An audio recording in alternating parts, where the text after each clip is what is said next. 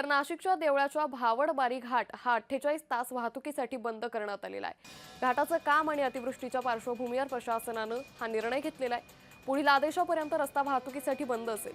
मालेगाव नाका सौंदाणे फाटा मार्गे वाहतूक वळवण्यात आलेली आहे। नाशिक जिल्ह्यात दिलेल्या अतिवृष्टीच्या इशाराच्या पार्श्वभूमीवर विंचूर प्रकाशा राष्ट्रीय महामार्गावरील देवळाच्या भावडबारी घाट हा 48 तासांसाठी वाहतुकीसाठी तात्पुरता बंद करण्यात आलेला आहे। पुढील आदेश येईपर्यंत हा रस्ता वाहतुकीसाठी बंद असेल अशी माहिती आहे।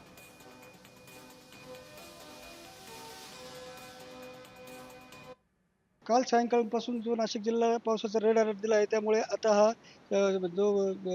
भाबडवाडी जो आहे रस्ता, हा घाट जो आहे पूर्णपणे बंद करण्यात आला असून काल रात्रीपासून 8 वाजेपासून या ठिकाणी बंद करण्यात आला असून या ठिकाणी आपण पोलिसांच्या वतीने बघू शकतो.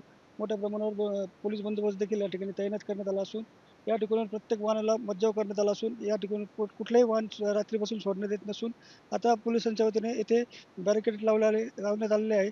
त्याचबरोबर पुढील आदेश येईपर्यंत हा जो घाट आहे हा वाहतुकीसाठी बंद राहणार असून या ठिकाणाहून आता प्रत्येक वाहनाची दुसरा मार्ग वळवण्यात आला असून मालेगावकडून काही वाहनं वळवण्यात आले असून हा जो घाट आहे हा पूर्णपणे आता वाहतुकीसाठी बंद करण्यात आला असून आता नागरिकांची देखील या ठिकाणी मोठ्या प्रमाणात गैरसोय होत आहे।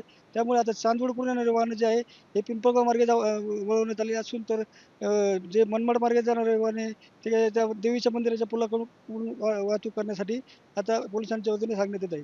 जय महाराजसाठी संतोष खता, नाशिक, मनमाड।